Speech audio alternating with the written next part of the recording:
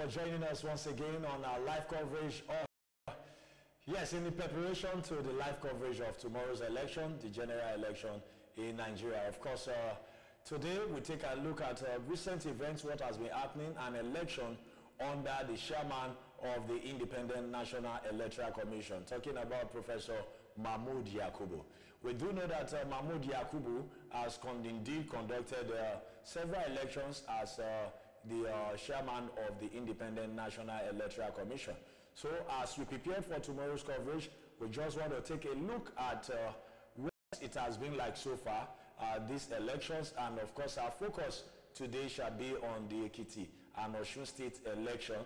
Do remember that we're live in Ekiti and Osun State during the elections in July and September of last year. My name's Twitwi Ayenowowon, and of course I'm not alone on set. I have my co-anchor on the program, Dr. Squared. Yeah, Twitwi. So far, we just want to look at Inec performance during the Ekiti election and Osun election. And during the course of the program also, we shall talk to our correspondents who are on the streets in Lagos, Kano, Abuja, Sokoto, Kaduna, to tell us what the mood is at this point. And of course, you know, what it also means is that we get to know what the people in these areas are thinking about and what the preparation and the mood is about. So do not forget again that you are watching this broadcast on CIN Nigeria on YouTube, and of course on our website www.CIN-Nigeria. So now let's really look at what was it like, how Inec felt, and the performance during starting with Ekiti election now. Yes, indeed, the Ekiti election. I was in Ekiti, and Inec performed incredibly well. But we should understand that this Professor Mahmood led Inec. Yeah. This is the major test of his capacity. Yes. Because Ekiti election, Osun election, Aba election, Kogi election are elections that are primarily conducted by the resident electoral commissioners. Yes. Though it's the national body of Inec is in charge, but the primary responsibility is always on the resident electoral commissioner with the help of national commissioners. So, but if the policies that President Mahmood led administration is putting in place in Inec is an improvement on what Professor Atari Jegan left in 2015. So it's a commendable effort. They are doing fine, especially about the digitization of the electoral processes. Because before you accredit, you go, you now later come back to queue to start. But now, as you are accrediting, you are voting. Yeah. In fact, from the polling unit, the results are pasted there for you to see. The polls are labeled. You don't need to start talking to the Inec officials to know the identity of each polling unit. So those are great improvements. Even with Osun State, fantastic.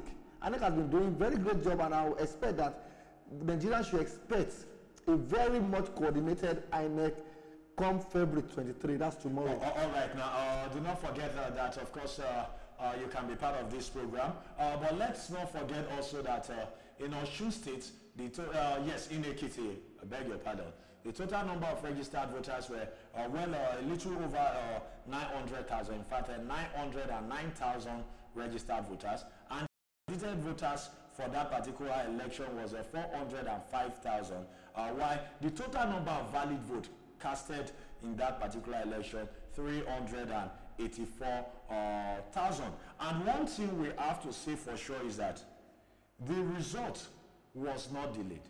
Yes, there was no postponement in Ekiti, unlike the election that happened later on in Osun State. No, in fact, apart from the rerun election in Osun State, the result was not delayed. The result was announced.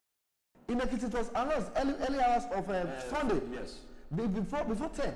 In Osun State, the same thing. The inconclusive election was announced before 10 too.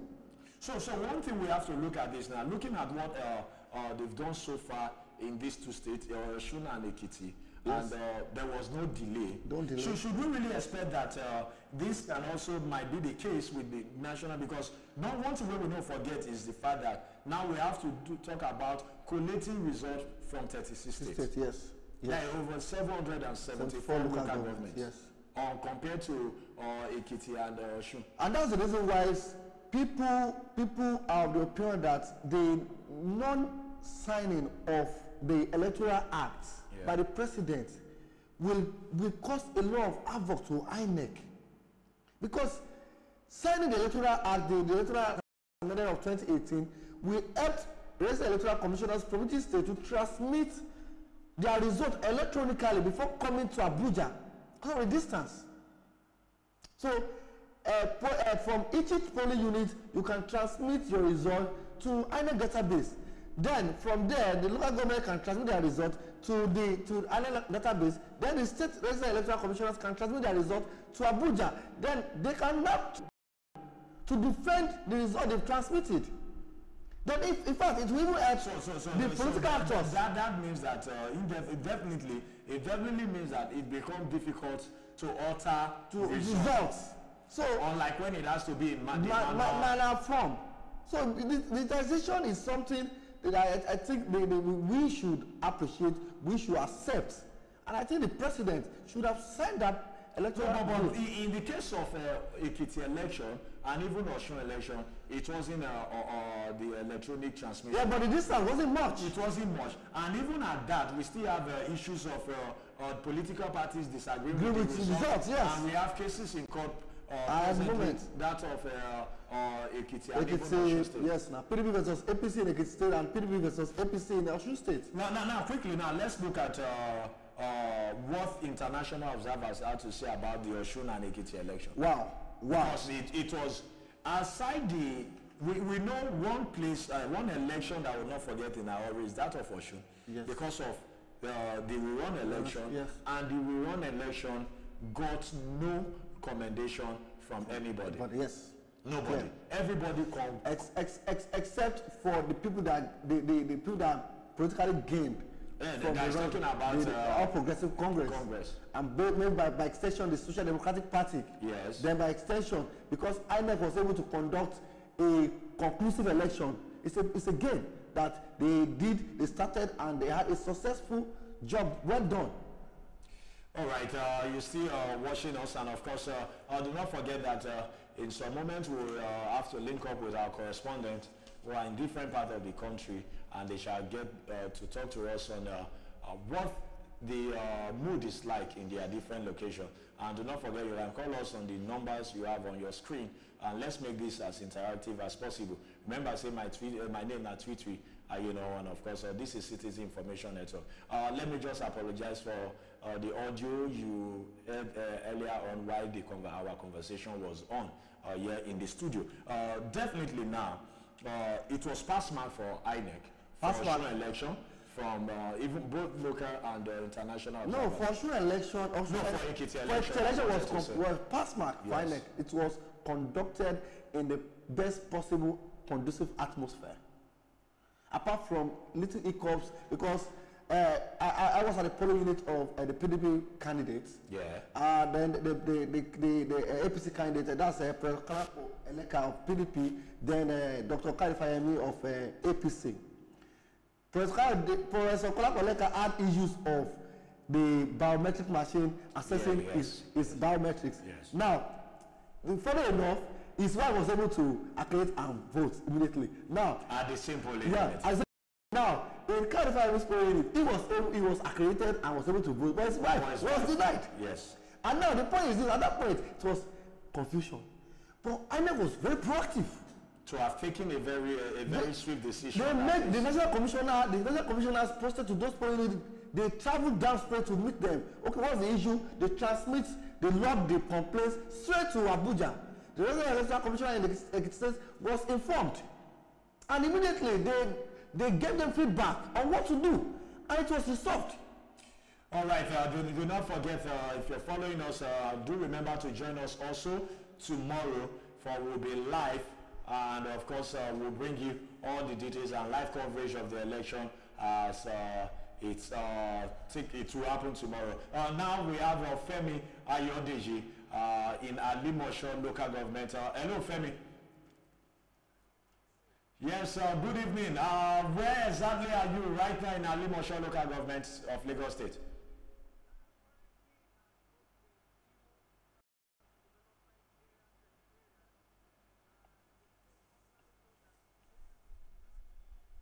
All right. So what is the mood presently?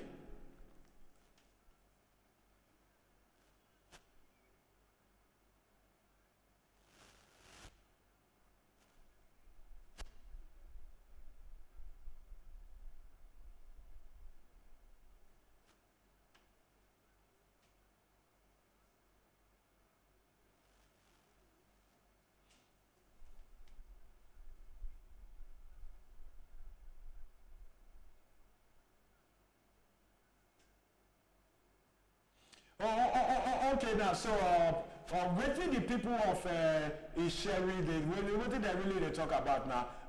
They will really go out to vote tomorrow, or some of them. What did they really feel like about the election tomorrow?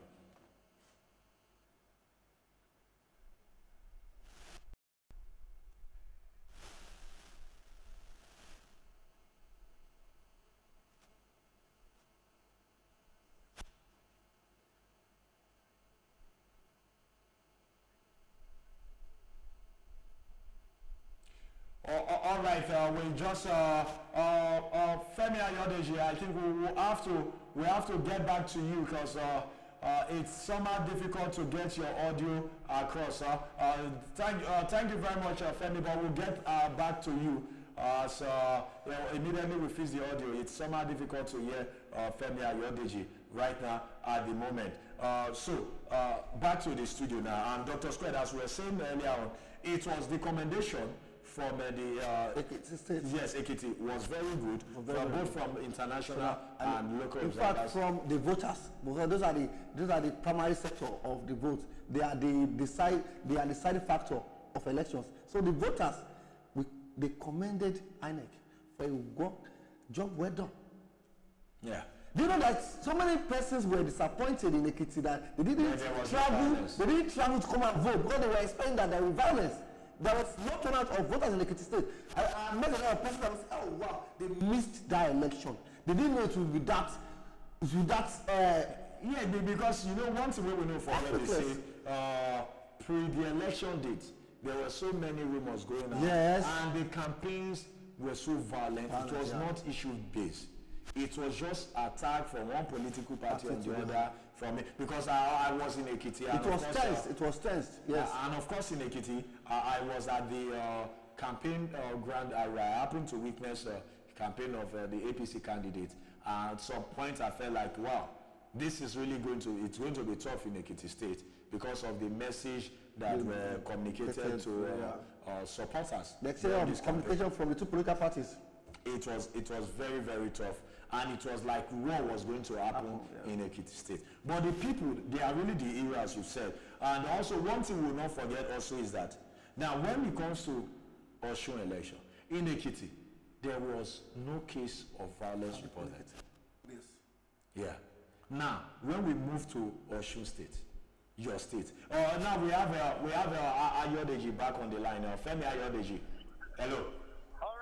All right, thank you very much. Like I said earlier on, yes. I'm currently standing in front of Ekiti Local Council Development Area, and I can confirm that we have regular activities on the road as well as human activity, which is unusually high because of the election. And I can also confirm that the marketplaces, the market areas in Ekiti, which comprise of power lines, pipelines, even the Kotu market, witnessed a huge patronage as the Gaussians visited the market to buy their various needs in preparation for the election. And earlier on, I had an opportunity to speak to some Lagosians who have said that in spite of the postponement, that this week, this coming election, this Saturday, they will come all out to exercise their civic rights. And I can also confirm that we have the yellow buses parked. The yellow buses are the downfall buses. A good number of them are stationed in front of, at the other side of the local council, waiting to help pick the election material to the various polling booths. Okay, so now, what are the people saying? Are they really ready to vote tomorrow? You need to take that again, I can't hear you. Yeah, I said, what are the people saying? Are they going to vote tomorrow? Are they going all out to vote tomorrow? they said a good number of people have confirmed that they'll be stepping out tomorrow to exercise their civic rights. They have at different times had conversation with me at different areas, and they said they are going to come out tomorrow to exercise their civic rights. Oh, okay. So as we speak at the moment, can we get to hear from some of them on how they intend to go to the various polling units tomorrow? Well, if we're going to have something, you'll give me 1 or 2 minutes to pass the phone to someone. Just I'll get you back, call you back. When somebody is ready definitely we'll do that. We'll get back to you and get to speak with some of the people around the environment in Alimosho over there. So, all right. Thank you very much. All right, it's Femi Ayodeji reporting. Yeah, okay. Thank you, Femi Ayodeji. Yeah. Thank you very much. Dr. Squared, that is it. The people of Alimosho, they are very ready to vote. The atmosphere is very cool, it's peaceful. Please, late rush to get groceries for tomorrow because, of course, you know there will be no movement to buy gas for the generator and get to follow the election. Yes. People will want just to at least do the last business of the day. Yeah. So, a wonderful wonder, and it's very nice to know also because the reason Alimosho is very important, in case you are following us, the reason Alimosho is very important. It happens to be the largest local government in terms of population in Nigeria as we speak presently. And of course, it's a very big local government in Lagos that over the years, Alimosho has always determined who gets to win election in Lagos, whether the governorship or even presidential in most cases because of its very highly populated area. But now, because we definitely will speak with other correspondents. If we have to look at the event, you know, postponement, previous last Saturday, and now tomorrow it's going to happen. One way, if we look at the Osun election, okay, can we really say we have a low voters turnout in Osun election? No, this election was a upgrade of what happened in the Ekiti election. Yeah. You know, because of the peaceful conduct of the election, people of Osun, they came out en masse to vote.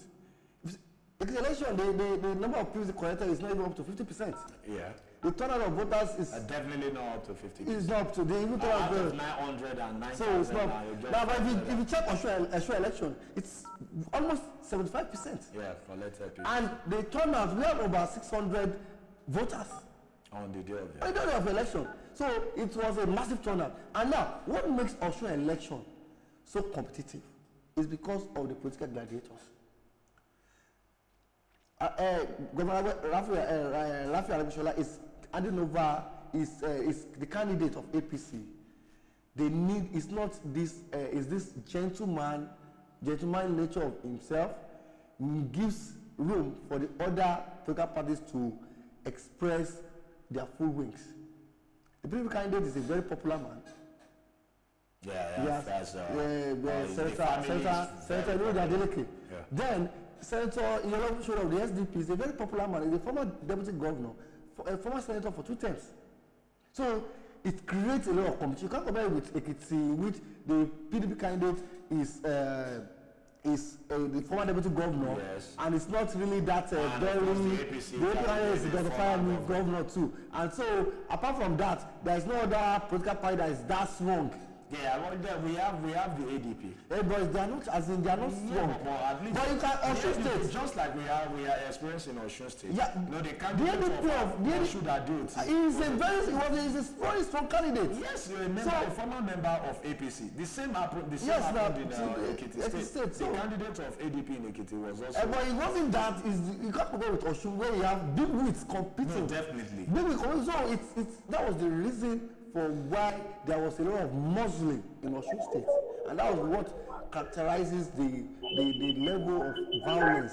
All right, we'll come to you, Dr. Square. Now we have Ayodeji. Ayodeji, now, do you have some individual we can talk to? Yes, I have a negotiator standing by to give us insight on what's going to be happening tomorrow. Oh, okay. Maybe with you. Hello, good evening. Good Hello, evening. good evening. This is Citizen Information Network. We My say name we is hear from you. Reggie Sampson. What do you call your name So again? I'm starting at the runabout. I think they give me. So you get your PVC? I think they give me. Yes, I said you get your PVC, you get your voter's card. Yeah. Why not? I have my voter's card. And you go vote tomorrow. Hello. I say and you go vote tomorrow. Tomorrow actually it's a bright day for us, by grace of God. We are coming out tomorrow to go and vote. No matter what, they have shifted the election last Saturday, but we are fully ready this Saturday, that's tomorrow, to go and vote for our federal rights setting. So Okay, no problem. definitely, but before we let you go now, how far is your polling unit to your house? Your polling unit far from your house? Pardon? How far is your polling unit to where you live? Is your polling unit far from where you live? No, it's not far from where I'm living. Okay. Although I registered to where my office is, and I'm at Ekiti. So before 7 o'clock, 6:30, 7 o'clock, I will get there. I can check to that place. It's not so far, so no problem about it. We are going to vote tomorrow. Okay. Thank you very much, and we wish you the best luck tomorrow. We hope you know how to vote and you won't have to print between two political parties. Thank you very much. Hello. Yeah. This guy is back on the line. Oh, okay. So, Ayenowowon, that is very nice. He spoke very well, and he seems so ready to cast his ballot tomorrow. All right. Yeah. All right. We're now coming from Ekiti now because I have to move ahead and bring you other report. All right. Thank you very much, Femi Ayenowowon. If we have to speak to you again, we'll definitely let you know. All right. Thank you very much. All right. Thank you. Of course, the man I spoke with is so ready. According to him, is going to vote at Demo, not very far from Demo, okay. Demo. And just close to Sherry. Just close to Sherry, and he's definitely going to trek there. Check every distance, yes. So he's so ready. Maybe that's not even deterred by the postponement of the election. Yeah. So that is very good to know. And one thing we've always expressed about Ali Mosho is the fact that they've always come out to vote. Yes. In Ali Mosho. Yes. They are. So why is it so? Ali Mosho is, when you talk about grassroots politics in Lagos State, Ali Mosho is number one. They understand the power. They understand the power of the ballot. The ballot. Because you know one thing is this. When you look at the concentration of people living on the mainland, we have the big wigs in Ikeja. Then for the regulars, after you have taken Ojota, K2, my 12 axis, Kosofe axis of Oroshoki, Bagada, Bariga, Shomolu, that side. For you to come to this side, Ali Mosho is the center. Because Ali Mosho it bans the Ojo local government, it bans Agege, it bans Ogun State. So, in fact, you have friends. So, at one of the size of Ali Mosho, they know that if you have people someone in Ali Mosho to canvass for you, that person has friends in Ojo local government. Yeah. He has friends in Agege. He has friends. And even sometimes maybe family residents. But all those things, family residents. So many of them it's their great grandfather that come to that place.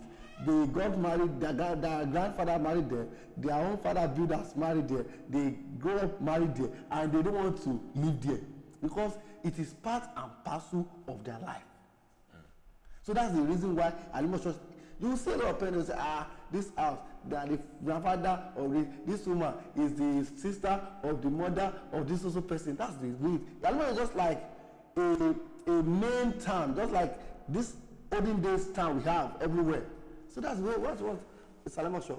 All right, do not forget again that you can join us. We ask that you join us tomorrow for our live coverage, and do not forget that later on today by 12 a.m. we'll come back live as we bring you more information about the election. Of course, remember yesterday we shared information with you, and now we have Mahmoud Mukhtar, our correspondent in Kano, on the line. Hello, Mahmoud. Hello, how are you, sir? Yeah, I'm very fine, Mahmoud. How is Kano this evening? Kano, everything is in progress. Everybody has been preparing for tomorrow's election. Okay, so what is the mood now? Is Kano peaceful? Because you remember yesterday the convoy of the PDP leader in the state was attacked. You know how the situation is. Anytime when there's election in the day of D-Day, that's tomorrow. Yes. Just like that. You know, people, all the politicians are roaming up and down, preparing. Some they are doing something bad. They are just buying other votes. Some they are doing that, some they are doing this. So Kano is, you know, as a home of politics, as the people who are calling in Kano. Kano Day now is about, they are ready. Everybody is ready just to for the tomorrow's election. Okay, now let's talk about the attack on the PDP leader in the state. So what is the situation presently in Kano about the attack on the Kwankwaso? Apart from Kwankwaso is PDP is prepared. APC is prepared. You know, yesterday there's one event that took place. You know, when the Kwankwaso went for rally in it's near Kopa. You know, there's one person, Kopa, Kopa. In yes, Kopa, they have clash with PDP, they have clash with the APC people. We even lost 5 lives there. You know, it's APC that attacked people of PDP, the convoy of PDP, as they are coming back from the rally.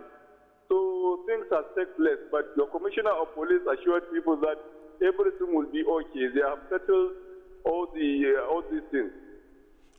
Okay, very nice. Now, let's talk about Inec now. As Inec commenced deployment of materials to the local governments in Kano State. Inec, they say that they are prepared for everything. All the sensitive materials they are going to distribute, they have been, even right now, as I'm talking to you, Inec is full with the people that are going to collect their sensitive materials to the various local government. You know, as we have 44 local government here in Kano State. Yes. Oh, okay. No problem, Mahmoud Mukhtar. Thank you very much.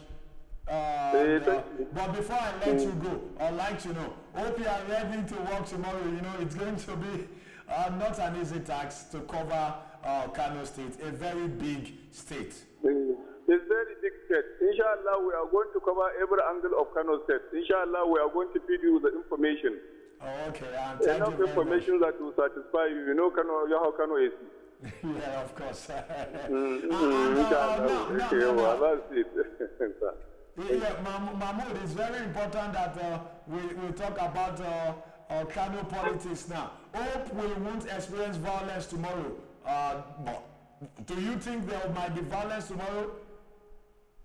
Yeah, we are expecting things like that, but the Commissioner of Police has assured people that they are going to do it. They are going to quench down everything that they're supposed to do. They are going to perform their duty well. That's what he assures people of Kano State. Oh, okay. You know, it's a new police commissioner they brought here. Yeah. It's a new police commissioner, and he assured that we are going to conduct election in a peaceful way. All right, thank you. Thank you very much. If there's anything that you're supposed to know, I will call them. All right, no problem, Mahmoud. Thank you very much, and we wish you successful coverage tomorrow. Thank you very much. The line is cracking, but I have heard you. Okay. Thank you very much. Yeah.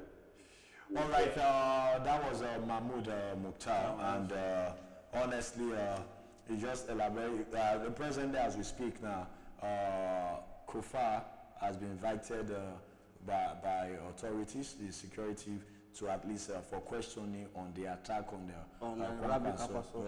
convoy.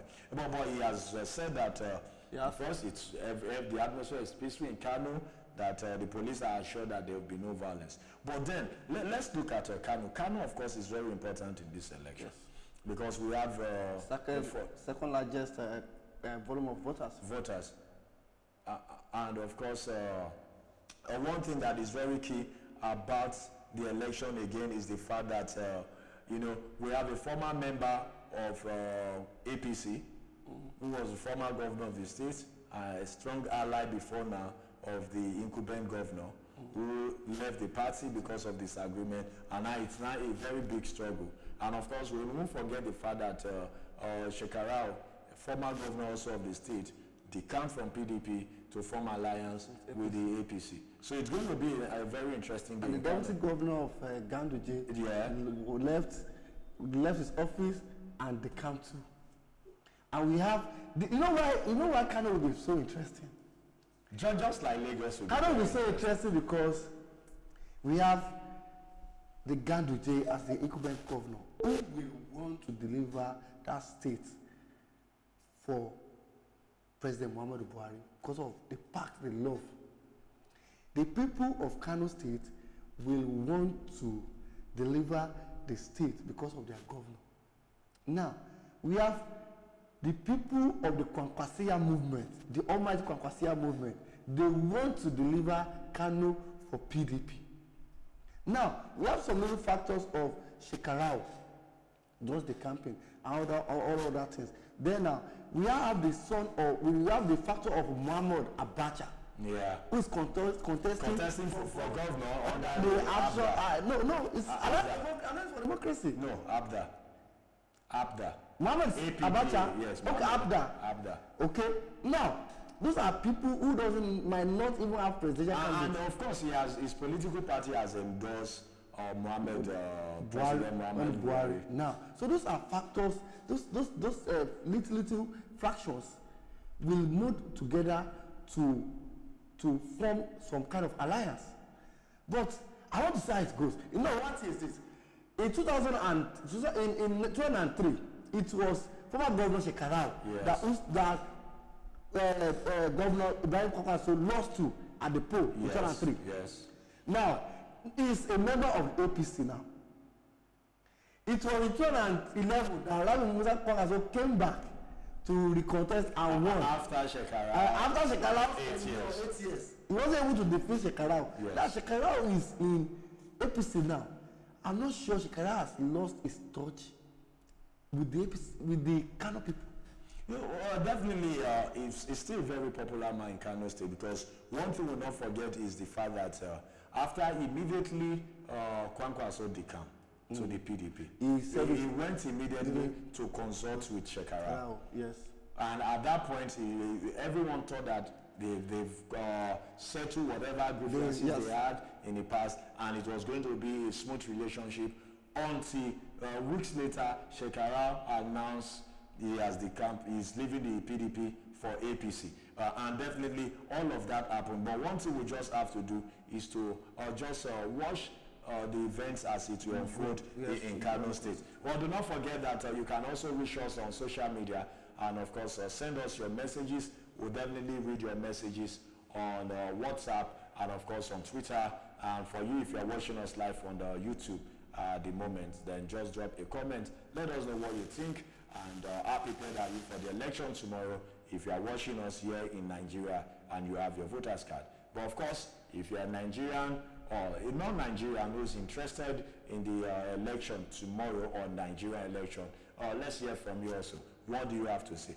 Do not forget also that we will reach out to our correspondent Abdurrahman in Sokoto.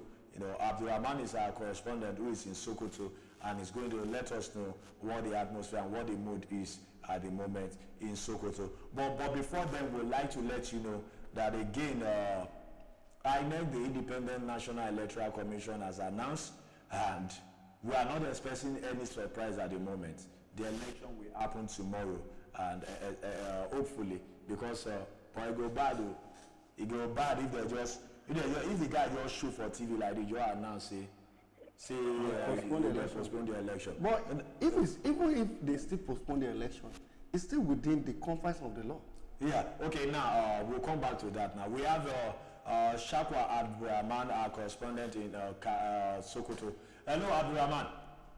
Hello. Yes, good evening. Good evening. This is Twitwi. How is Sokoto now? So it's well. As we have witnessed the process of distribution of election materials across the local government, and rather calm normalcy it is there in the Sokoto, as voters are waiting for some hours to present themselves in the voting point. Likewise, the report I had from Kebbi State, the journalists have been banned from supervising the electoral materials.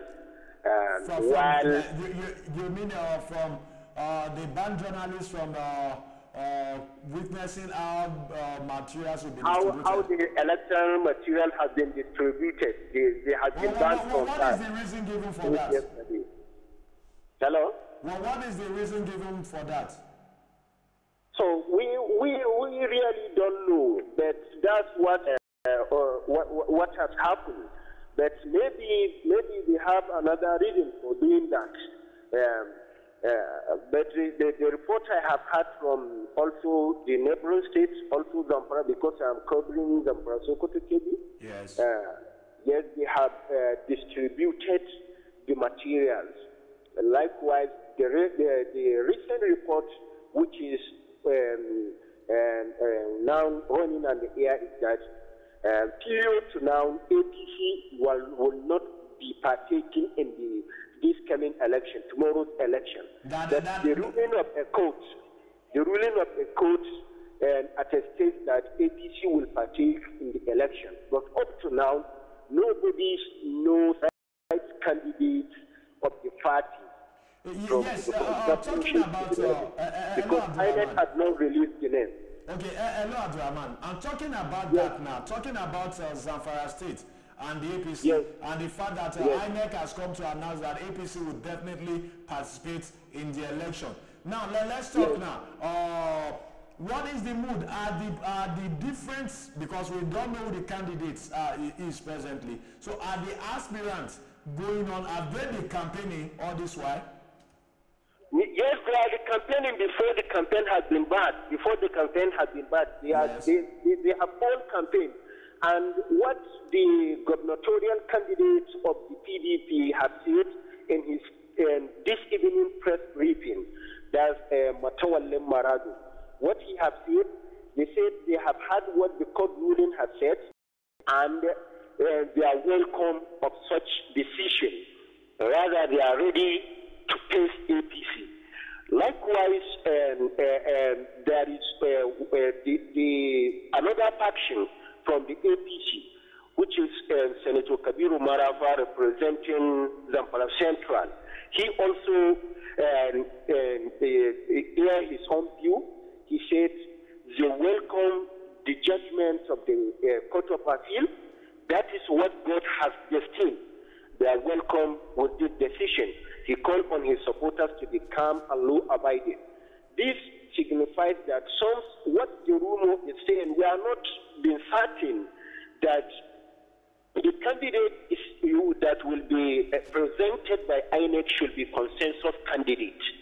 Because it is already known that primary election has not been conducted in the state, in the state. Okay. Now let's talk about security. What is the security situation in Zamfara State at the moment? No, the situation is calm, normal. Everybody is carrying out his own businesses, his own activities. Everybody, they are waiting for the election. Rather, since in the evening what I had, some are jubilating, supporting because of the ruling of the verdict of the court of appeal.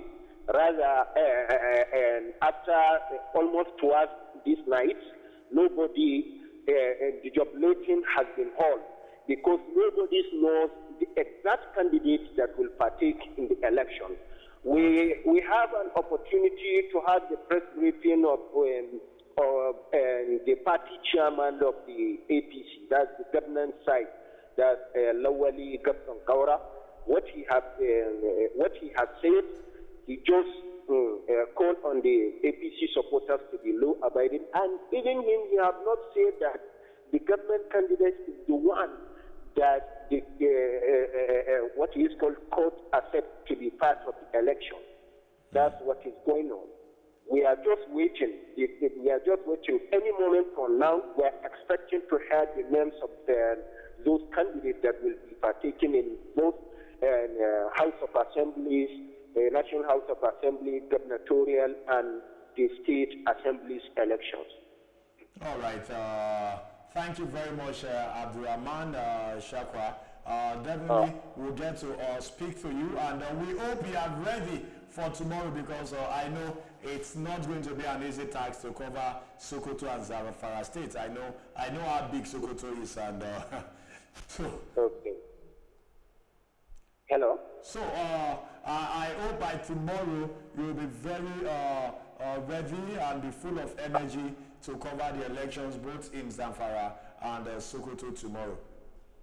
Oh, yes. I will do it. I will do it. All right. We are taking up. We are taking up by 7, starting assessment from them. Okay. We are taking up tomorrow by 7, starting our report assessment from Zamfara, then move on to Sokoto. But I don't think we'll move on to Kebbi, because the scenario that happened yesterday, the journalists have not been allowed to witness the distribution of the election materials. Okay. Yes, I understand. And that is in Kebbi State, right? Yes. Okay. No problem. We shall keep track of events and follow all of this as you will reach out to you tomorrow during the elections. Okay. All right. Thank you very much, Abdurrahman Shakwa. Okay, thank you very much. All right, do not forget that also, if you're watching this, we'd like you to join us tomorrow again, because our studio shall be open from 8 a.m. in the morning. But before tomorrow, by 12 a.m. this night, we'll come you and we'll bring you all of the updates and tell you what the people have been saying during, of course, our visit to some of these states, when we have to speak with the Nigerians on the street, and of course on their predictions of the election. So just stay with us, and do not forget that you can be part of this conversation. Tweet at us, comment on our post on Instagram, and of course let's hear what you have to say during our live coverage on YouTube, and of course on our website www.cinnigeria.com. And of course that is our WhatsApp number for you to send us messages. And do not forget also that the numbers to call will be displayed on the screen. Now, while I was speaking, while we had Abdurrahman on the line, he said something very important. Zamfara State. That now, talking about Zamfara State, at the moment, now that Inec has included APC in the election, gubernatorial race. Yes, the race, and of course other elections in the state. Now, the key thing now is that Inec has not disclosed which candidate Inec is accepting. On which court because order? Of course, it was a court order that prompted Inec to take that decision. Because a court judgment was given that said that Inec has no reason to reject APC in the state, because the political party have submitted a name and they claim that they held the primary. But you know, the reason that was given them by Inec was that there was no primary, and of course it was just a case of 2 primary happening at the same time. So, we have a primary, and the national body of APC there gave opinion which is different from what the governor of the state was saying, which led to that statement where the governor even had to warn the chairman of the party. But the people are calm. So, what do you think will happen? Are we going to say repeat of what happened in River State, where one candidate name was forced on INEC by the party, and at the end of the day, a court has to strike out that candidate, which produced Rotimi Amechi later on as the governor of the state? I think the issue of Zamfara State is complicated, but I know that a lot of negotiations are going on, because Senator Marafa is not even ready to sit on the round table to discuss about what happened.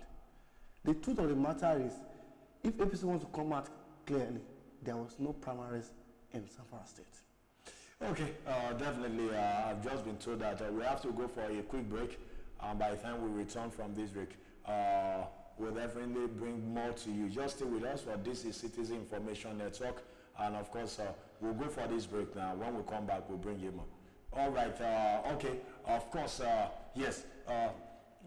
Let's just go back to this discussion now because I've just been told that we'll suspend the break. So I beg your pardon. Of course. But definitely, one of the things we cannot take away from this election so far is that Nigerians are ready to vote if we go by the numbers of PVC collected. Yes, definitely. Nigerians. Do you know when I saw the statistics yesterday, I was like, wow. The number of collected PVC collected. The statistics. I was 72.7 million. I was now asking myself, what did Inec meant by low turnout of collection of PVC?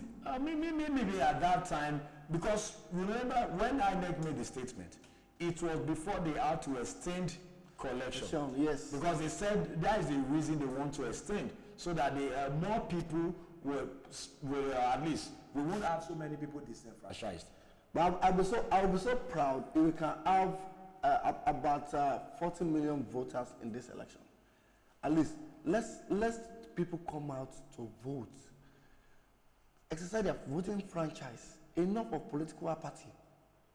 Let Nigerians start believing in Nigerian institutions. Yeah. Let's start believing in ourselves. Like we can do it, then let's do it. Come out and vote. It's just a pity that some people who traveled over last weekend and are back to their place of residence might not really be available to travel again. That's just the disappointment. But I'm begging Nigerians, if you can travel again, please go and vote. Let the political class, let them realize that we are the boss. We are, as Nigerians, we are the boss. They are our employees. No, but every politician in the country has been campaigning that Nigerians should come out to vote. Yes, so now Nigerians now needs to now tell them, yes, now we are the boss. We will decide what happens at the polls. We will decide who will be our leader in the next 4 years. Let us come out to vote. Vote courageously, and your vote is counting. Vote counts. It's important to know that.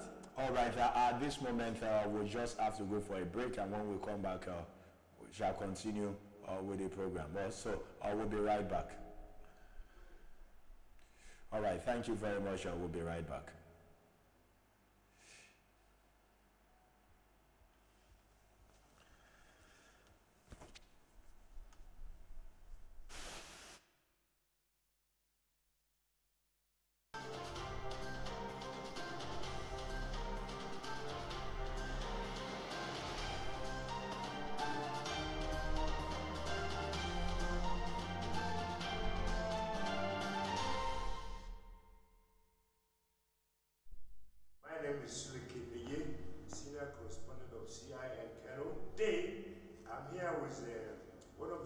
Powerful candidate in Kano Central area under PLP is Dr.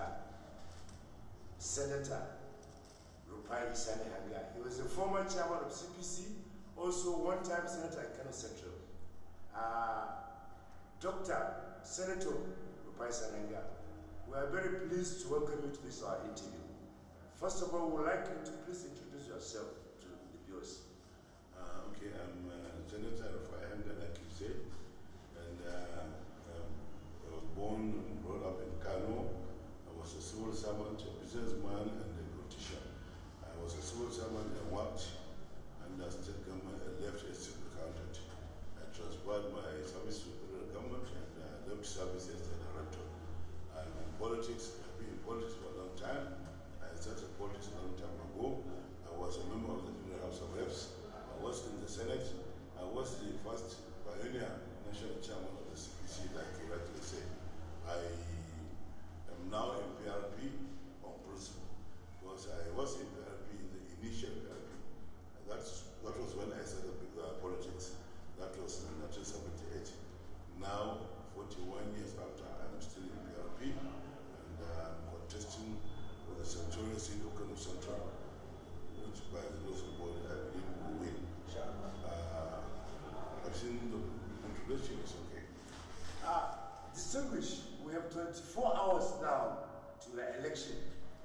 Kano State. How well prepared are you? Well prepared, the preparation for election is for you to make people know that you are able to contest it. It's for you to say their party, your manifesto to the people, and we have done that. We have sold our manifesto to the people, we have introduced and sold our strategy to the people, and people have accepted it. And so we are well prepared. We are just waiting for the D-Day. And the D-Day is Saturday when people will go and cast the reports for PRB because of the integrity and the credibility of the party. Because we are different from others. We are different from others because our campaign was much cleaner, much responsible, most honest campaign. We've never lured people with money before we didn't have money. We are not in government, we are not like government, we are not desperate to win by hook or crooks. We want to win on principle. We want to win because we are going to patronize the people, we are going to work for the people, we are going to cater for the people, and the people are aware of that. So we are very well prepared, we are just waiting for the time. We are waiting for the time for the government and others to give out money to people and people to come and vote us on principle because they trust us, because they believe in what we always preach. The gospel we have been preaching is the gospel of truth, the gospel of fairness, and I'm sure we are accepted. We are just waiting, we are prepared, we are very well prepared. Distinguished, according to the People Report, the incumbent senator who is going, since he was elected, he have never come back to Kano Central to do something good for them. What do you think you can do in terms of employment, empowerment, in construction of various items that people will benefit in Kano? The incumbent senator, yes, he never did come to do anything for the people. I will do what I did before. In fact, I will double, triple, and even quadruple what I did. When I was in the Senate, I did a lot for the state in my constituency. And people have acknowledged that. That's why I have a very wide acceptance. That's why I was widely respected and accepted by the people.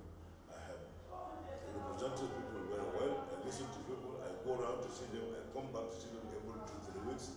I sit with the people. I ask for their opinion on projects and matters. And they tell me their problems, and I was always ready to listen and cater for whatever they came with. I assisted in having people trained by NDE. People were trained. Many people, all the governments I was representing, were trained and were given facilities for the trades they were trained on. That's one. Two, I have had the opportunity to sunk many boreholes in all the local governments, not motorized boreholes, and they are still existing. I was tuned to assist people to secure jobs. I was tuned to do so many things. And above all, the most important thing, I represented well people by bringing projects to Kano, by bringing so many projects to Kano, like the export-free zone in Panisau, which is a gigantic project of multi-billion naira. And the unfortunate thing is the project is still ongoing because when I left the Senate, nobody cared. Nobody was capable. Nobody was in a position. Nobody knew the importance of this project. So there was no follow-up on the project. Now that, by the grace of God, people know that, now that people are going to vote for us, I'm going to follow up the projects.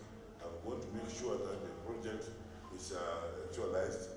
I'm not going to make sure that the project is completed, cannot benefit.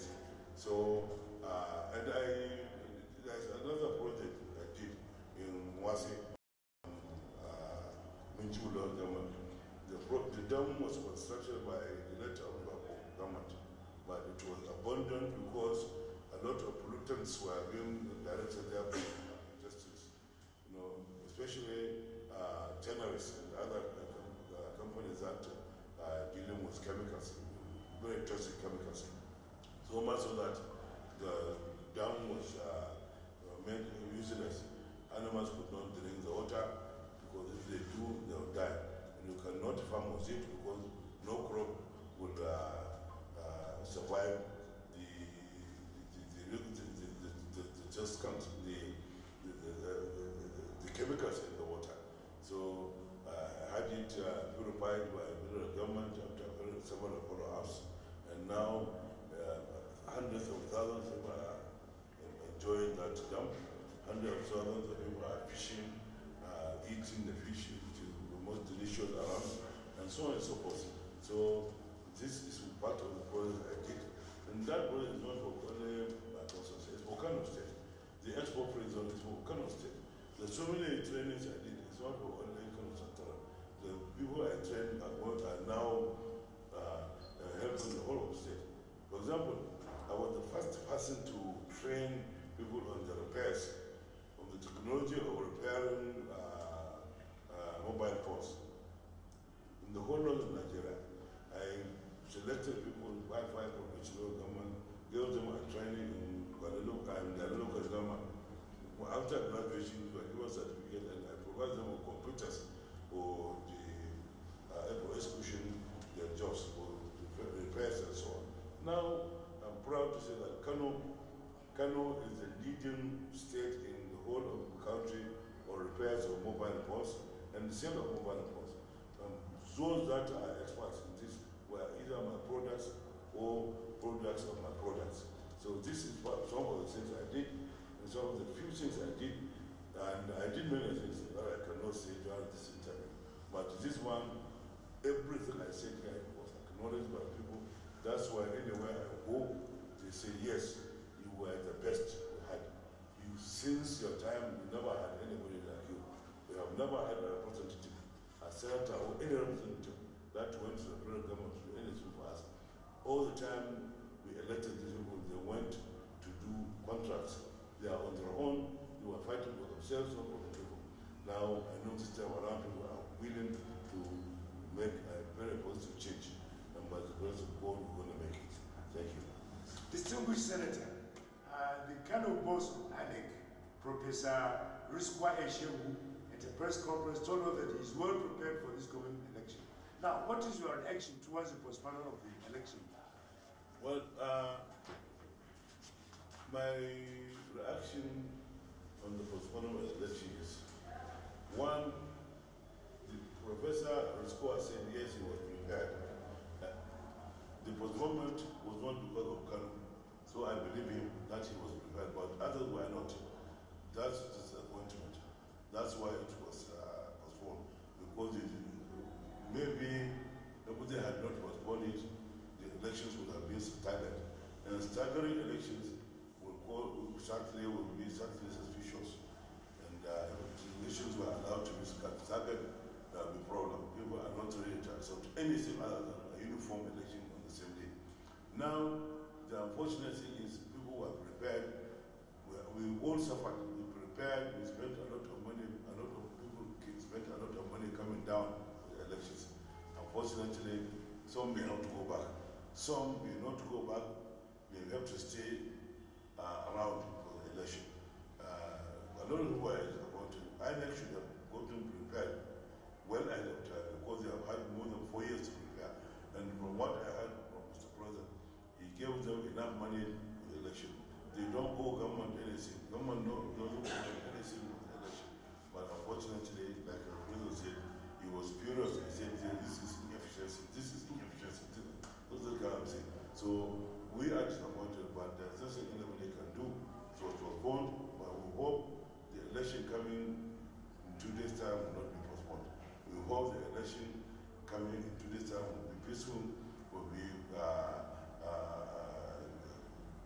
there will be justice, there will be level playing ground for everybody, and we hope there won't be any rancor, there won't be any injustice in this election. We hope it's going to be free, fair, and credible, and that's the most important thing, for the election to be free, fair, and credible. I'm afraid if they allow anything to happen other than that, only God knows what will happen, because people are already warming up, they are already suspicious, they are already waiting to see little thing for them to flare up. We wouldn't want people to flare up with this. I hope it's going to be all right. Thank you very much, Senator. Thank you.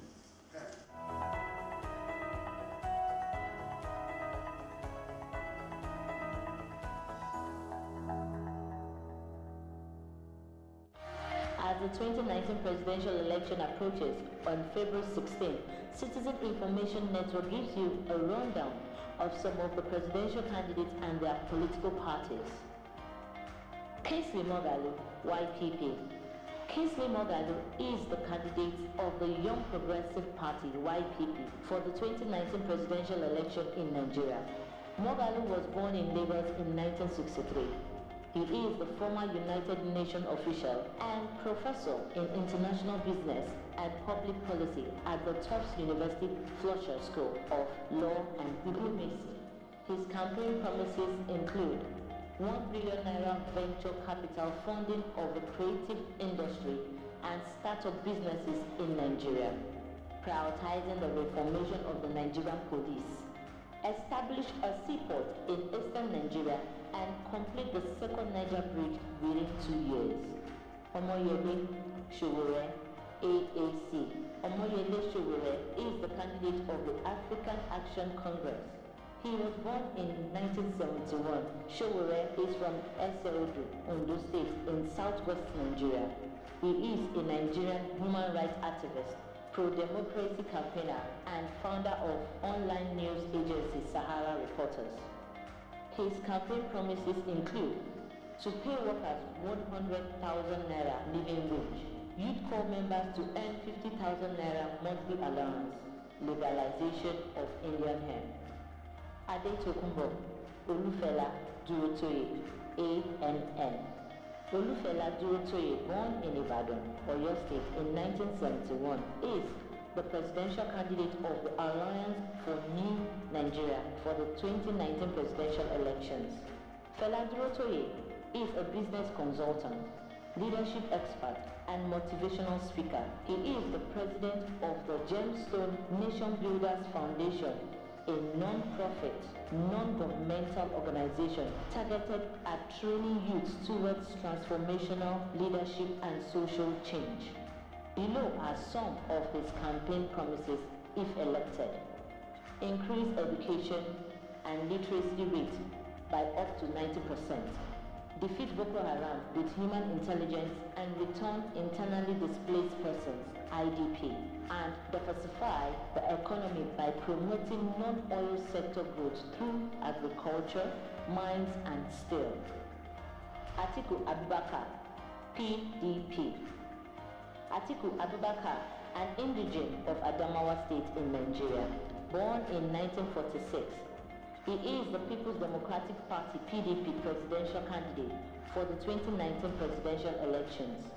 Atiku served as 11th Vice President of Nigeria from 1999 to 2007 under the presidency of Olusegun Obasanjo. Abubakar is a co-founder of Intel's, an oil-serving business with extensive operations in Nigeria and abroad. He is also the founder of Adama Beverages Limited and AUN, both in Yola, Adamawa.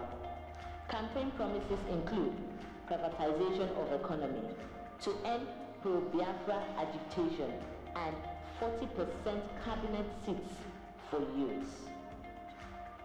Muhammadu Buhari, APC.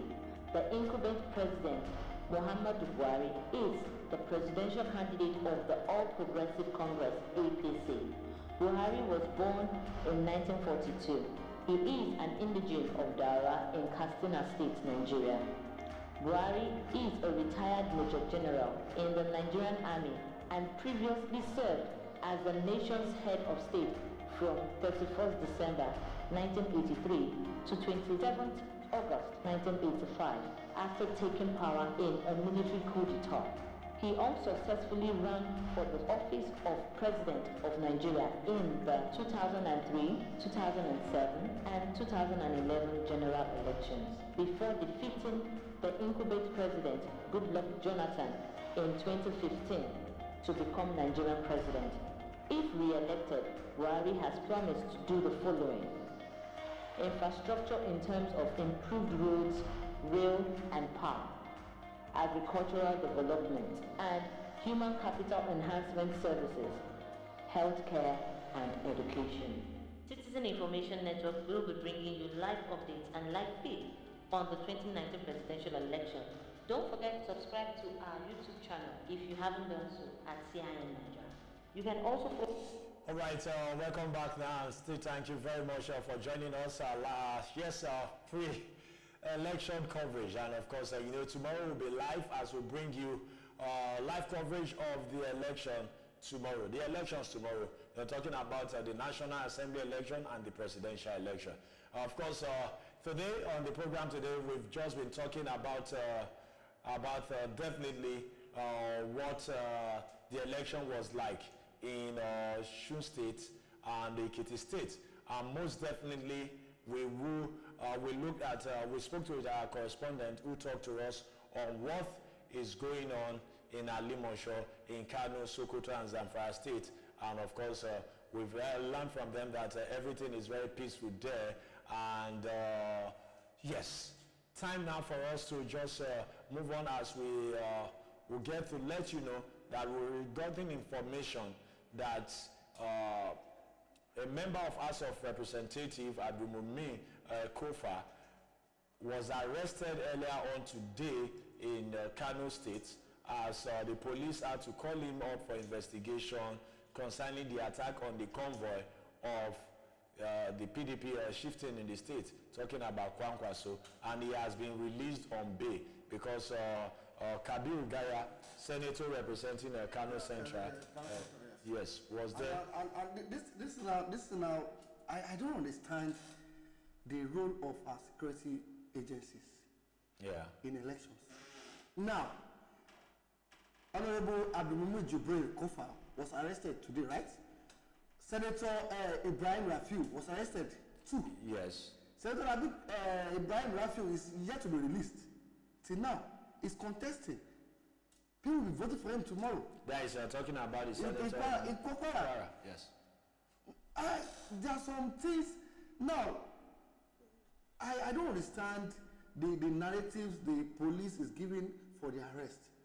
Okay, the issue of Abdulmumi Jibril was because his supporters attacked the convoy of Rabi Musakarasu. Now, in the Kwara State, his supporters had clash with supporters of APC. Now you arrested him. Now you are releasing someone, you are not releasing the other.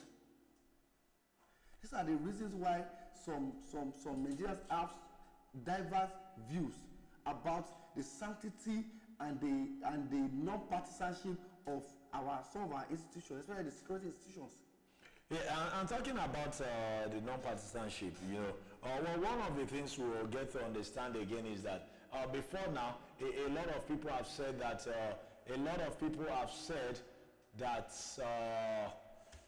the government of President Muhammadu Buhari is not so fair to other members of other political parties. It's not a case of the APC or members of the APC not being found unwanting or so clean to say in terms of illegal activities and dealings. Yes. But then it's not a case of using sledgehammer for one and what you use for the other, just you pet the other. But going into the election tomorrow, we can tell you very well that it's going to be peaceful, as we've gotten reports from across the country. But we know we cannot talk about the election without making reference to River State and Kano State. Will the security operative be able to deal with River State? The election tomorrow? Do you know the major concern I have? Will the voters be able to conduct themselves? But do you know the case with River State we've seen so far? It's not usually a case of the voters' misconduct. It has always been about politicians at war. Why will you allow politicians to use you? They mention voters because they don't get to use the voters most times. They use this talk who comes around. Those are potential voters too. They are Nigerians. Yeah, we might not really. Of course, there are ways we can differentiate them because sometimes these guys do not go to queue on the line at any polling unit. They come in convoy, and even as we saw in the last election, supplementary that was and it was like it was really a case of some of this talk mobilized by even in the company of policemen, we have videos of that. But right now, do not forget that you can also talk to us on Twitter and let us know what you think. Get to reach us on the WhatsApp also. Send us messages. And of course, remember that we'll be live again by 12 a.m. tomorrow, this midnight. And aside that, by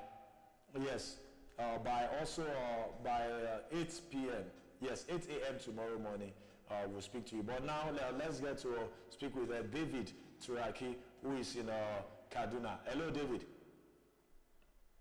Yes, David, how is Kaduna today? So fine, sir. Yes, sir. So tell us, how prepared are the people of Kaduna for tomorrow's election?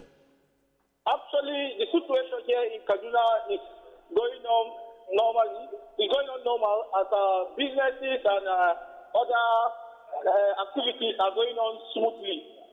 There is no any cause for alarm. There is no any challenge. Okay. Yeah, no cause for alarm and no challenge. But then again, as Inec distributed sensitive materials to all local government in Kaduna? Yeah, there are local government that at this hour they are still distributing the electoral materials to the local government. Oh, okay. So what do you have to say about the people? Are they really ready and prepared for the election tomorrow? Will the people go out to vote tomorrow? Actually, people are well prepared to vote, to franchise their rights. Okay, very nice. You know, in the last past month, several months ago, we've been having security issues in Kaduna State, and even most recently, there was a security threat that led to even the death of some individuals in the state. So, as we speak at the moment, what is the security level in Kaduna State?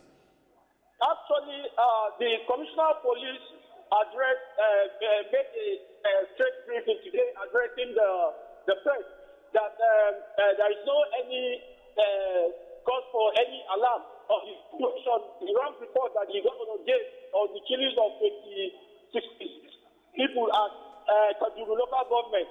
So they are now advised everybody should go his normal activities and come out tomorrow en masse and vote your candidate of choice. Okay. All right. So that means that we should expect high voters turnout in Kaduna tomorrow. Yes. You should expect that. Hello. Yes. Yes, I can hear you, David. Expect a high level turnout tomorrow. Okay. And how prepared are you? Are you ready to run around Kaduna, bringing all of, because we understand that it's not going to be an easy task. So how prepared are you? Hello. Yeah. Hello. Yes. Hello, David. Hello. I'm hearing you. You okay? Yes. I said, how prepared are you? You don't really ready well to work this work for Kaduna, so because the election tomorrow, that's not be small work. Hello.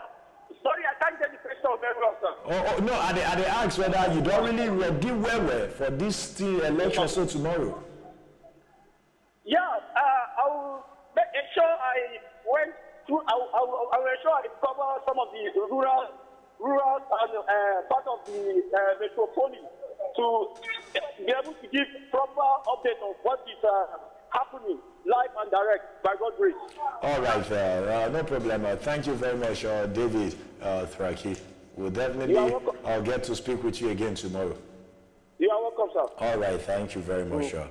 Kaduna, everything ready. The police are ready, and of course, the people are ready. Kaduna will definitely be ready because Kaduna, apart from Lagos, Kaduna has the highest concentration of military and paramilitary barracks in Nigeria. So Kaduna should be ready. Kaduna should definitely be ready, and I hope that things will go on smoothly, peacefully. All right, and of course, yes, still talking about Inec elections conducted so far under the current chairman of Inec, and of course, from that, we went on to speak to our correspondent, and we just spoke with David in Kaduna. Now, most importantly, one thing we can assure you is that the election so far is going to be peaceful tomorrow. All you have to do is come out. You have your PVC. Go to your polling unit.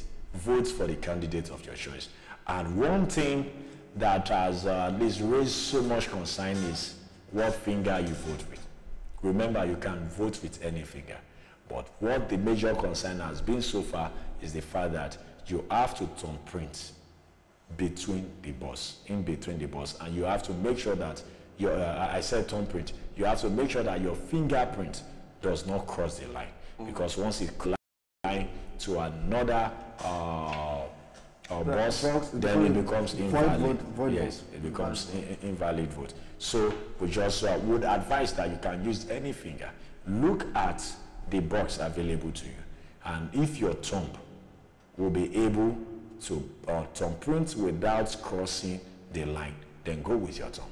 If you want to use the index finger, go with it. If it's this finger, you know, I have to press this way because this finger is very sensitive finger. I don't want to turn it the other way. That's true. That's true. It's very sensitive finger. Very sensitive finger. So maybe that is right. You know, talking about finger now. In fact, you know to say this one too. This last one. Yeah, you know what it means. Yeah, so, for the. So maybe that is why every political party in Nigeria have always campaign with the index finger, because then we have to interpret language. Yeah, so language. How do you go telling people vote with this finger? And actually, the majority why I prefer this index finger is because, you know, in the nursery school, when you came, who is this? I auntie. That's so to a layman. Yes, this. So to a layman, this is most acceptable. But you know, initially, before we have when we used to have a small number of police, it's the thumb. Because the thumb is more like okay, yeah, good. It's okay. Yeah, we are good. But now you're like, okay, and maybe a time will come and we have to go like. No. I didn't do it this way. I'm just like yeah. No, I didn't do this, guys. Honestly, I didn't do this. Yeah, I said this. Yes, now. Like you have to thumbprint and go. Just. So but if I do it this way, I'm doing something different, right? No. But actually, it's any finger is good. So like you just go to the ballot and use your any finger is good. You can use the smallest finger. You can use the ring finger. You can use the engagement finger. Ring finger. Maybe not so. You can use the ring finger, you can use the index finger, you can use your thumbprint, you can use right or left. Because why it is because while you were registering, they capture all your fingers. All 10 fingers. All 10 fingers. So you can use any of those fingers. And the advice is just for people to go out and vote. Just go out and vote. And please do not mind what we just, we just really want to put it out there that you can vote with any finger. Yes, it's very important. So don't let person call you pata say now what about legal finger? No. Any finger they work. Any finger they work. Yes. And do not forget by 12 a.m. we definitely will come back again, and by that time we'll look at our Inec preparedness, the press briefing, and every other thing. And of course, by tomorrow 8 a.m. our studio will be open for the live coverage. We have a correspondent even in Ekiti, but we couldn't reach out to the guys in Ekiti at the moment to get to speak with them. And we have correspondents in other locations in Lagos, and we have in Abuja also, and we have in Port Harcourt. So just stay with us, Citizen Information Network. We'll monitor the election, we'll bring you reports, and remember, very important for us to say, that it is only Inec that has the right to declare results. The final results. Yes, at the different polling units. Yes. You can definitely know what the result is at your polling unit. And definitely, Citizen Information Network will bring you images from this polling unit. We'll bring you images from the polling unit when they are counting the result, how they are counting, and everything. And so the result anyone should believe is the result from Inec. Yes, that's at your polling unit, if Inec did not display the result, you cannot know the result. Yes, because it's what Inec display at that. So now we'll show you a clip of what happened in Kano State, why the clash took place, and of course this was in Kufa, the hometown of. This is the what you have on the screen is the home of Adumumi, and it was a serious attack in Kano State, and yes, it was just a clash between political parties, you know, talking about the PDP and the APC, and supporters of Adumumi Kofa attack the convoy of Kwankwaso. So this is footage we got from, yes, of course, Mahmoud Mukhtar. As you can see there, these are people wearing cutlasses, vehicles destroyed, you know, very, very sad. We just hope the election in Kano will be very peaceful, and we want to urge everyone to be as peaceful as possible. Let's understand that election not be do and die. Election are for every one of us, not die because of any politician. Remember, say we don't do this country since 20 years now. We don't do this election, and not be the way we want where the country be still built. Not waiting the politicians they promise us they still do, you know. So maybe just stay, maybe we take it easy. Not let them use you. If any politician won't give you gun, ask the politician say wait begin now. Yes now. If one politician say carry cutlass, I politician say why you say not? Many of their children are not in the country. They're not there. But you know, it's in all fairness, INEC has not been doing enough to curtail this thing. You know why? Yes, we have voters education. Thank you. But to have politicians education, educate the politicians, sanction them. Yeah, wait till you talk now. Politicians education. Now, no, okay, now let's even talk about this from before we go now. Let's look at it this way. Because talking about prosecuting electoral offenses, vote buying, whatever it is, who will make the arrest? Is it INEC? The police. The police, have it? Yes. So, is the police under the control of INEC? No. Like we've just seen right now, clash in Kano, one man arrested, given bail. In fact, it's what even that we will say it was called for interrogation. He was called for interrogation, but report has it that he was issued bail based on Senator Gaya. That's true. Yes. Now, the same thing happened in Kwara. One is still in detention as we speak at the moment. So, what can INEC really do? So, because you know when people say prosecute electoral offenses, INEC must do this, INEC must do that. Let's not forget we have National Orientation Agency that has a separate budget different for that of INEC. Yes. It is also the work of National Orientation Agency to orientate because it has to be part of the culture to shun violence. But I just do not understand why the National Assembly, the Executive, and the Judiciary are not working hand in hand to strengthen our institutions. Because I think it's always a political gain now. Because what happened during the 2015 election? It was the PDP in power. Yes. And the then President Goodluck Ebele Jonathan announced that they will be using the military. Yes. What did the APC do? What was their position? No. They said no. No. Yes. They went against it. They went to court. Yes. Now it is the APC now that is saying the military should shoot anyone seen to at least that wants to foment. So it's not a case of politicians doing things in their own favor. So there is no difference. I think Nigeria should decide now. Let the political class know that the decision of who leads this country is in the fingers of voters. Well, that is one thing we have to do is that I want to encourage Nigerians to come out to vote. Educate one who does not even have primary and secondary education? How do you educate that one on election? How do you give one? Because let's say, for example, why do political parties have to come up with logos? That's true. Just for identification. Visuals is more appealing than text. Whatever it is. So a whole lot of things have to be done, and we can tell you that we have more to do, and we shall bring you all of this. Do not forget that March 9th is the date set for the governorship and state houses of assembly election. So Citizen Information Network will bring you all of this and more. Do join us again by 12 a.m. as we just want to definitely thank you very much for joining us on the program today.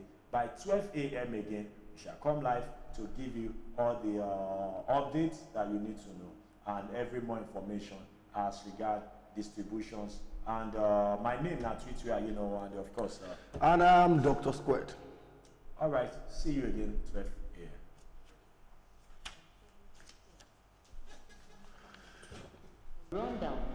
some of the presidential candidates and their political parties. Kingsley Moghalu, YPP.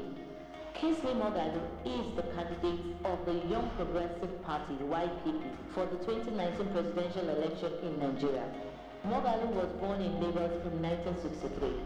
He is the former United Nations official and professor in international business and public policy at the Tufts University Fletcher School of Law and Diplomacy. His campaign promises include 1 billion naira venture capital funding of the creative industry and startup businesses in Nigeria, prioritizing the reformation of the Nigerian police, establish a seaport in eastern Nigeria, and complete the second Niger bridge within 2 years. Omoyele Sowore, AAC. Omoyele Sowore is the candidate of the African Action Congress. He was born in 1971. Sowore is from Eseodo, Ondo State, in southwest Nigeria. He is a Nigerian human rights activist, pro-democracy campaigner, and founder of online news agency Sahara Reporters. His campaign promises include to pay workers 100,000 naira living wage, youth corps members to earn 50,000 naira monthly allowance, legalization of Indian hemp. Adetokunbo Olufela Durotoye, ANN. Olufela Durotoye, born in Ibadan, Oyo State in 1971, is the presidential candidate of the Alliance for New Nigeria for the 2019 presidential elections. Fela Durotoye is a business consultant, leadership expert, and motivational speaker. He is the president of the Gemstone Nation Builders Foundation, a non-profit, non-governmental organization targeted at training youth towards transformational leadership and social change. Below are some of his campaign promises if elected. Increase education and literacy rate by up to 90%. Defeat Boko Haram with human intelligence and return internally displaced persons, IDP, and diversify the economy by promoting non-oil sector growth through agriculture, mines, and steel. Atiku Abubakar, PDP. Atiku Abubakar, an indigene of Adamawa State in Nigeria, born in 1946. He is the People's Democratic Party PDP presidential candidate for the 2019 presidential elections. Atiku served as 11th Vice President of Nigeria from 1999 to 2007 under the presidency of Olusegun Obasanjo. Abubakar is a co-founder of Intel's, an oil-serving business with extensive operations in Nigeria and abroad. He is also the founder of Adama Beverages Limited and AUN, both in Yola, Adamawa. Campaign promises include privatization of economy, to end pro-Biafra agitation, and 40% cabinet seats for youths. Muhammadu Buhari, APC. The incumbent president, Muhammadu Buhari, is the presidential candidate of the All Progressive Congress, APC. Buhari was born in 1942. He is an indigene of Dara in Katsina State, Nigeria. Buhari is a retired Major General in the Nigerian Army and previously served as the nation's head of state from 31st December 1983 to 27th August 1985 after taking power in a military coup d'etat. Successfully ran for the office of President of Nigeria in the 2003, 2007 and 2011 general elections before defeating the incumbent president Goodluck Jonathan in 2015 to become Nigerian president. If re-elected, Buhari has promised to do the following: infrastructure in terms of improved roads, rail and power, agricultural development, and human capital enhancement services, healthcare and education. Citizen Information Network will be bringing you live updates and live feed on the 2019 presidential election. Don't forget to subscribe to our YouTube channel if you haven't done so at CIN Nigeria. You can also follow us on all social media platforms, Twitter, Facebook, and Instagram. Citizen Information Network will be streaming live. To be part of this, log on to our website, www.cinnigeria.com/live.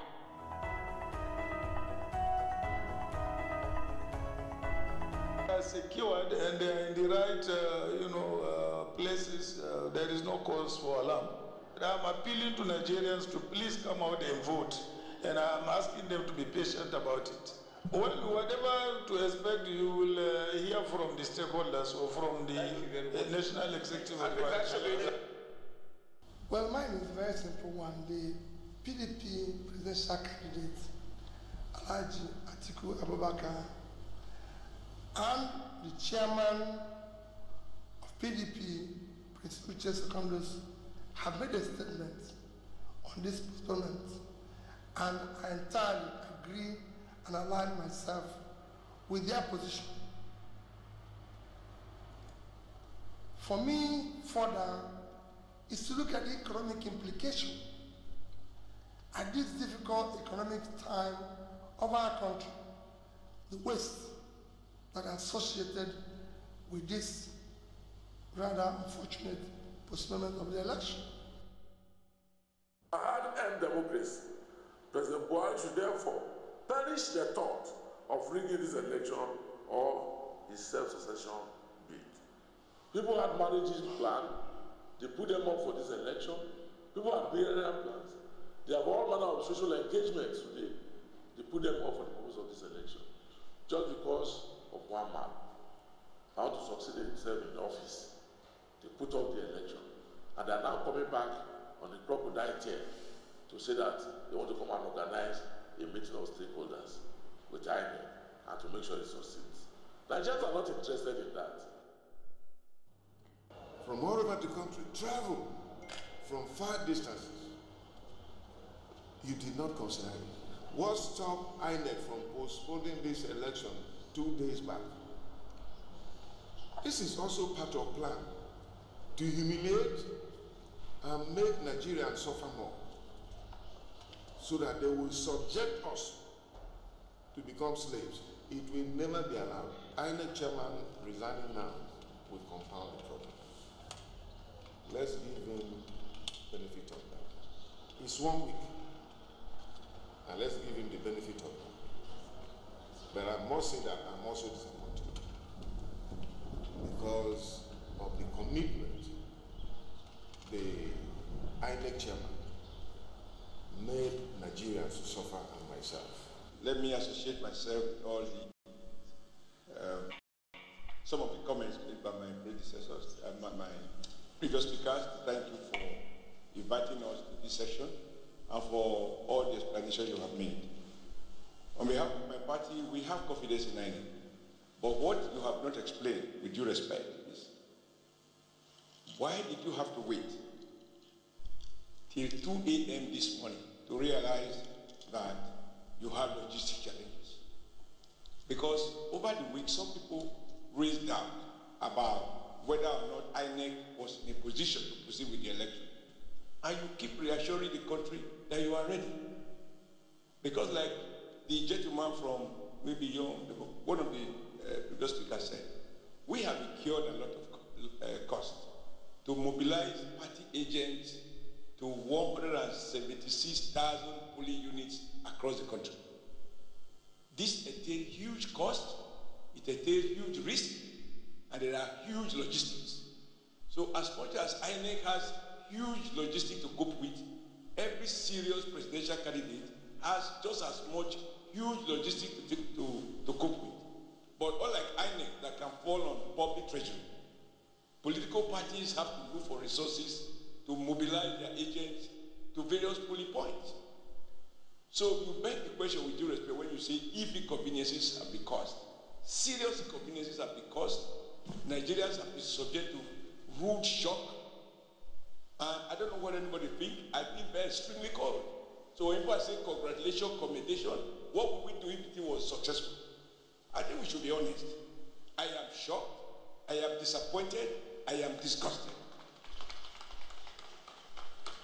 And the real question that I I will insist, Mr. Chairman, with all due respect, is to tell us why by Wednesday you were not in a position, since you acknowledged that the weather was bad, you should have taken all of this into account and announced this postponement at least 48 hours before the due time, so that political parties don't have to mobilize resources across 176,000 units.